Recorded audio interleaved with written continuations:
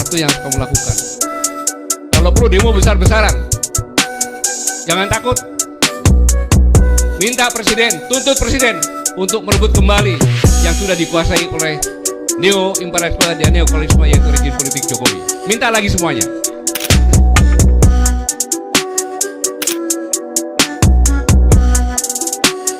Coba kita jujur sebentar, gengs. Beberapa waktu terakhir, timeline kita dipenuhi hal yang sama, teman-teman. Kemarahan, kecurigaan, dan ketidakpercayaan yang datang bersamaan, teman-teman. Nah, isu berbeda, tapi polanya sama nih. Pemerintah salah, negara gagal, rakyat pun ditindas. Katanya begitu nih, gengs. Dan semuanya muncul hampir serentak, gengs. Pertanyaannya sederhana, teman-teman. Ini murni suara rakyat atau ada yang sedang mengarahkan nih? Polanya sih kayak ada yang mengarahkan gitu kan. Jadi gini, gengs, Indonesia hari ini adalah salah satu negara dengan pengguna media sosial terbesar di dunia. Artinya, siapapun yang bisa mengontrol narasi di media sosial bisa mempengaruhi cara berpikir publik, teman-teman. Dan kita nggak bisa naif soal ini, gengs. Karena realitanya, di Indonesia, kampanye digital itu terstruktur, teman-teman. Dan perang opini itu sudah jadi industri di sini. Bahkan sejak Pilpres 2014 dan makin masif di 2019. Kita melihat bagaimana hashtag bisa digerakkan, gengs. Isu bisa dinaikkan. Dan persepsi publik bisa juga dibentuk di sini. Ini bukan teori ya, guys ya. Ini adalah praktek gitu, gengs. Coba sekarang kita lihat polanya, teman-teman. Karena kalau sesuatu terjadi berulang, itu bukan kebetulan, gengs. Pola pertama, sinkronisasi narasi, gengs. Isu tertentu tiba-tiba viral di banyak platform, gengs. Tapi dengan angle yang sama, bukan cuma satu akun, tapi ratusan, bahkan ribuan pun bisa dilakukan sama mereka nih, gengs. Dalam waktu bersamaan. Keren nggak mereka? Keren, licik. Ya, satu itu, guys. Nah, pola keduanya, guys, eksploitasi emosi. Kontennya selalu marah, ya kan? Selalu takut, terus curigaan gitu. Posesif banget gitu kan.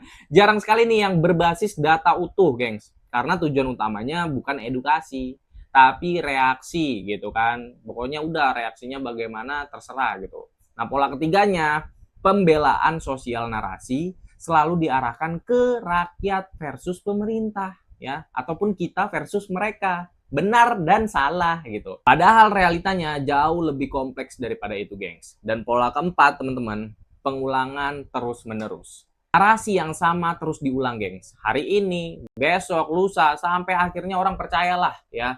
Bukan karena benar nih, tapi karena sering didengar gitu, gengs. Jadi kita nggak perlu jauh-jauh nih ke luar negeri. Indonesia sendiri pun punya banyak contoh. Yang pertama, guys, polarisasi pasca Pilpres sejak 2014. Masyarakat terbelah tajam di situ, gengs. Dan pembelahan itu nggak hilang, teman-teman. Ini dipelihara gitu. Nah, isu apapun ya, ekonomi, hukum, bahkan bencana sekalipun ditarik ke polarisasi politik, gengs. Nah, yang kedua nih, guys, isu kebijakan yang dipelintir. Banyak kebijakan pemerintah yang belum selesai ya, sudah divonis gagal. Padahal masih proses gitu loh. Masih proses pun sudah disebut merugikan gitu. Narasinya dipotong-potong, konteksnya juga dihilangkan gitu, gengs. Nah, yang diambil hanya bagian yang paling memancing emosi gitu. Padahal mereka nonton nggak lengkap itu, guys. Dan yang ketiga nih, guys, viralitas yang tidak proporsional. Kalian sadar nggak sih? Kadang satu kejadian kecil bisa terasa seperti krisis nasional, teman-teman. Pertanyaannya kenapa nih, guys? Ya karena didorong secara masif gitu. Diulang lagi, dinaikin lagi gitu kan. Terus diperbesar isu ini gitu, guys. Serangan personal dan delegitimasi, guys. Bukan cuma kebijakan yang diserang, guys, tapi juga individu, institusi, bahkan simbol negara. Tujuannya jelas di sini, guys, menggerus kepercayaan publik. Sekarang kita masuk ke pertanyaan yang paling krusial lah, guys. Apakah semua ini murni suara rakyat? Nah, itu dia. Jawabannya nih harus jujur, guys ya. Tidak sesederhana itu, gengs. Karena kalau ini organik, harusnya narasi ini beragam, teman-teman. Sudut pandangnya berbeda gitu. Ritme penyebarannya juga tidak seragam. Tapi yang kita lihat justru sebaliknya, gengs. Yang muncul adalah narasi yang mirip, timing yang presisi, dan amplifikasi yang tidak wajar, gengs. Ini bukan karakter opini publik yang natural menurut gua. Ini karakter operasi, teman-teman. Dan di balik setiap operasi, selalu ada yang menggerakkan. Bukan sekedar buzzer, gengs. Bukan sekedar akun anonim. tapi ada aktor intelektual di dalam ini, gengs. Nah, aktor intelektual ini bukan selalu terlihat, gengs. Mereka bekerja di belakang, gengs, justru merancang narasi, menentukan isu apa yang diangkat, mengatur timing publikasi, dan mengokerstasi penyebaran ini, teman-teman. Mereka paham satu hal di sini, gengs. Opini publik bisa dibentuk asal tahu caranya. Coba nih kita lihat lebih dalam lagi, gengs. Dalam banyak kasus di Indonesia, isu tertentu tiba-tiba viral. Framingnya seragam, teman-teman. Dan langsung diarahkan ke satu kesimpulan.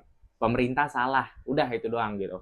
Padahal realitanya belum tentu seperti itu, gengs. Ini bukan kebetulan, teman-teman. Karena untuk menciptakan efek seperti itu, dibutuhkan koordinasi, sumber daya, dan strategi komunikasi, teman-teman. Artinya, ada desain di dalam ini semua, gengs. Dan kalau kita tarik lebih jauh nih, motifnya jelas banget, yaitu delegitimasi, teman-teman. Bukan sekedar kritik ya guys ya, tapi upaya sistematis untuk menurunkan kepercayaan publik, menciptakan distrust, dan membangun persepsi bahwa negara selalu gagal. Karena ketika kepercayaannya runtuh nih gengs, negara tidak perlu diserang dari luar guys. Ya, dia akan runtuh dari dalam. Gitu gengs. Tapi yang lebih menarik lagi, kalian tahu nggak? Aktor ini tidak selalu bekerja secara frontal, teman-teman. Kadang mereka justru menyusup dalam narasi publik, menggunakan isu nyata, tapi dipelintir nih. Arahnya ini membuat sulit gitu. Sulit dideteksi gitu. Karena yang digunakan bukan kebohongan total, gengs. Tapi setengah-setengah lah. Setengah kebenaran, setengah kebohongan gitu. Jadi ya dicampur aduk gitu. Dan setengah kebenaran ini jauh lebih berbahaya dari kebohongan, teman-teman. Karena ini terlihat valid, terlihat fakta. Tapi ini diarahkan gitu, disetting sama mereka.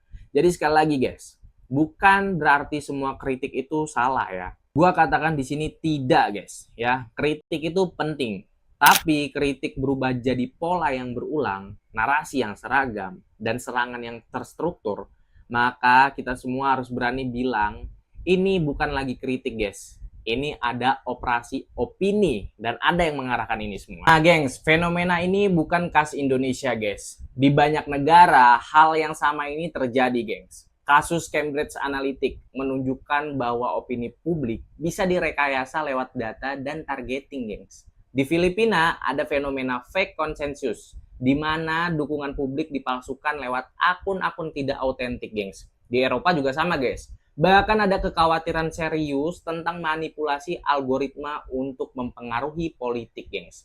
Artinya, apa yang kita lihat di Indonesia ini bukan anomali, teman-teman, tapi bagian dari tren global gitu. Nah, dalam strategi propaganda ini, ya cara paling efektif melemahkan negara bukan dengan serangan fisik, guys, tapi dengan menghancurkan kepercayaan publik. Ya, misalnya ada kelompok-kelompok yang mencoba membangun kebencian masyarakat terhadap pemerintah, menjauhkan masyarakat dari TNI ataupun institusi lainnya, guys. Caranya framing negatif terus-terusan aja, guys. Memperbesar kesalahan kecil aja gitu. Menutup keberhasilan juga, guys. Nah, ketika publik sudah enggak percaya lagi, maka kebijakan apapun akan ditolak, teman-teman.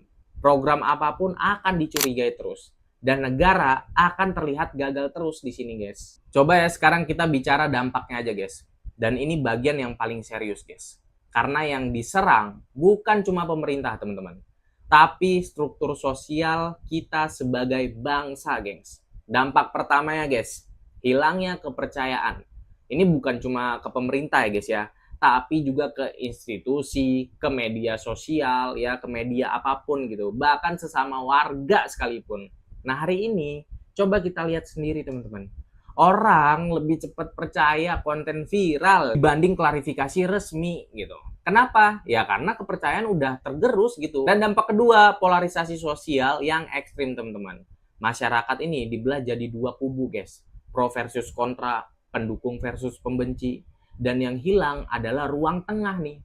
Padahal demokrasi sehat itu butuh ruang diskusi, bukan perang secara fisik gitu, guys. Nah, sekarang yang terjadi, beda pendapat sedikit aja nih, langsung dianggap musuh gitu, guys. Dampak ketiganya, normalisasi kebencian, teman-teman. Bahasa di media sosial hari ini udah ngaco, guys. Kasar, penuh hinaan, minim empati. Dan itu jadi hal yang biasa.